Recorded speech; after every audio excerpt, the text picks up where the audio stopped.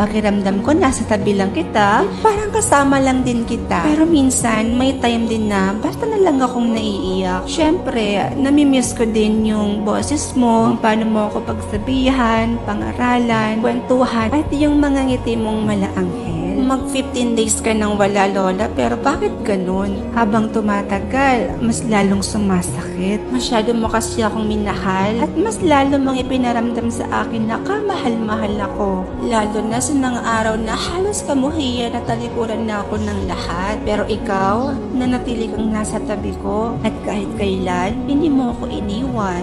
Pero ganun pa man, palagi ka pa rin nasa puso at isipan ko. Lola, sobrang mahal na mahal kita.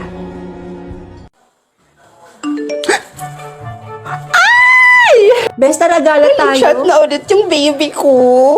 Ano tong chat niya? Baby ko, kumain ka na ba? Miss ko naman. Ay, aba. Ano na naman ba kayang nangyayari sa babae na to? Kinikilig ba yan or inasinan yung kifay? Ang sweet talaga ng lalaki na to. Sobrang OA. Ay, feeling ko, kinikilig na naman to. May bago na naman siguro tong nakakausap. Replyan ko siya ng, kakainin ka pa lang. Hoy, bading! Kausapin mo naman ako, pansinin mo naman ako.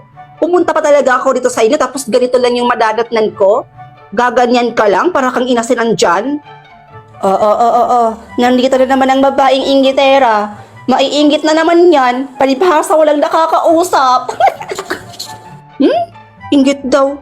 Sino naman ba yung nakakausap mo, ha? Bakit parang kilig na kilig ka na naman dyan? Ano kasi, ito na nga bakla.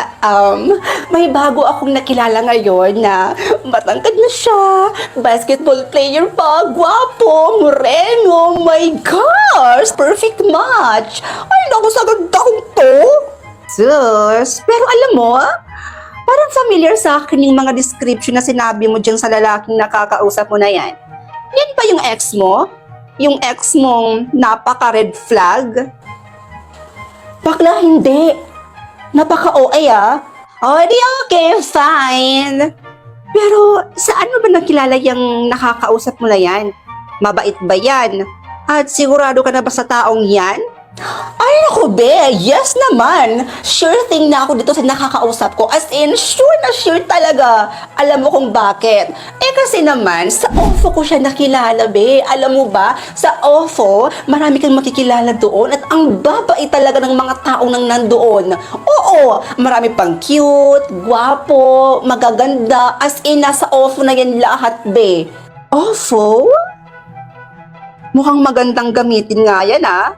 Ay nako, gagamit din ako. Uy, ikaw, kumain ka na rin kasi. Huwag kang magpapalipas ng gutom.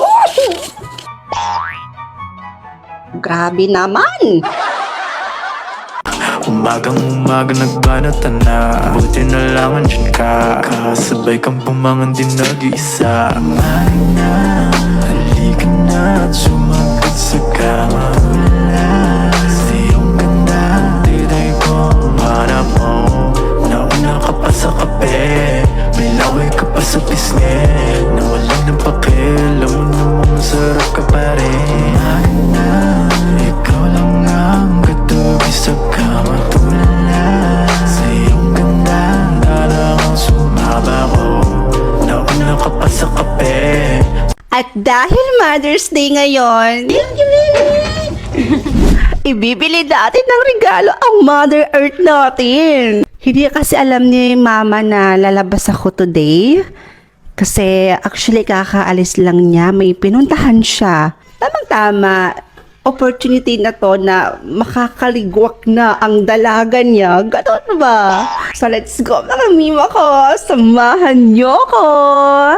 Bago nga pala ako malis ng bahay, nagpaalam muna ako sa papa ko at sinabi ko na rin sa kanya yung plano kong surprise para kay mama. Nagbiruan pa kami dito at binalaan niya nga ako na wag daw ako magpapagabi o wag daw ako masyadong magtatagal dahil delikado daw sa daan. Kasama ko nga pala lumabas yung isa kong kapatid at ang pinsan kong babae. At dahil wala pa nga kaming magarang sasakyan, nag-commute muna ang mima nyo. Malay nyo, balang araw or hindi na masyado magtatagal, magkakaroon na rin ako ng magarang sasakyan. Dumating na nga kami sa aming pagbibilhan ng regalo para kay mama at dito lang naman yan sa City Mall ng Isolal, Sultan Kudarat. Pagpasok nga namin dito mga mima, may sumalubong kaagad sa akin na babae at kinilayan pa nga ang mima nyo. Hindi sana ako papayag mga mima ko, pero mapili talaga siya at sinabi niyang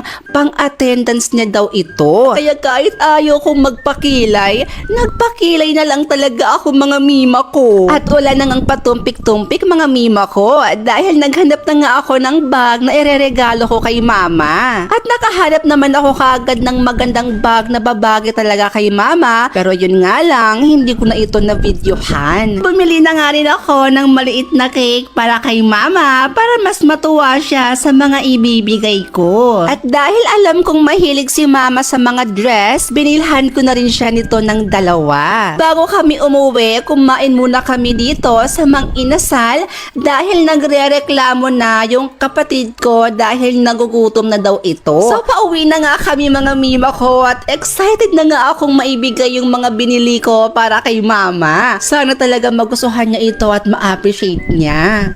So kakarating lang namin mga mima and hindi na ako makapaghintay. Ibibigay na natin to kay mama. Ito lahat yung nabili ng mima nyo. Ito, dress, tsaka bag ni mother. Tsaka meron din siyang cake. Kaya samahan nyo ako. I-surprise natin at ibibigay na natin to sa kanya. Go! Hi ma! Happy Mother's Day! It's for you! Emotional. Emotional lang. Ay, sana Nakita nga kami ng iba namin mga kapitbahay, kaya nagsilapitan na rin sila mga mima ko. Binibiro pa nga nila dito si mama. Sa mga oras na to mga mima ko ay hindi na alam ni mama kung ano yung sasabihin niya. Kaya ang ginawa ko, niyakap ko na lang siya. So habang busy si mama sa pagbukas ng mga regalo ko sa kanya, ay binuksan ko naman yung lagayan ng cake, baka kasi nasira na nga ito sa dami naming pinamili. At hindi nga ako nagkakamali mga mima ko dahil nasira na nga yung pinakamagandang itsura ng cake na binili ko. Sos Mariosep! Pero ayos lang yan dahil pwede pa naman yun siyang kainin. Kaya go lang. Di ba mother? Wow. O, di ba? Thank you, baby. Wow, ang ganda ng bag. Nagtanong pa talaga si mother kung para daw ba talaga sa kanya yung mga pinamili ko dito, mga mima ko. Baka daw kasi for content lang. Nakakaloka ka talaga, mother.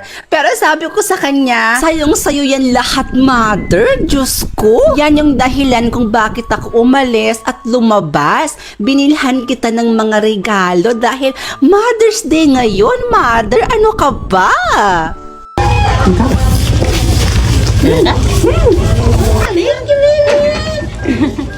Kaya naman, sobrang saya niya at hindi daw niya in-expect na bibilhan ko siya ng mga regalo, mga mima ko. Pero ganun pa man, maraming salamat po sa pag-iintindi at sa pagmamahal po palagi, mama. Alam mo, ma, kung papapiliin man ako ng bagong mama, ikaw na ikaw pa rin ang pipiliin ko, uunahin at mamahalin ko. Happy Mother's Day, mama ko. Mahal na mahal po kita. At para naman po sa ibang mama, nanay, at sa mga nagpakananay, Happy Mother's Day din po sa inyong lahat. Proud po ako sa inyo at mahal ko po kayo.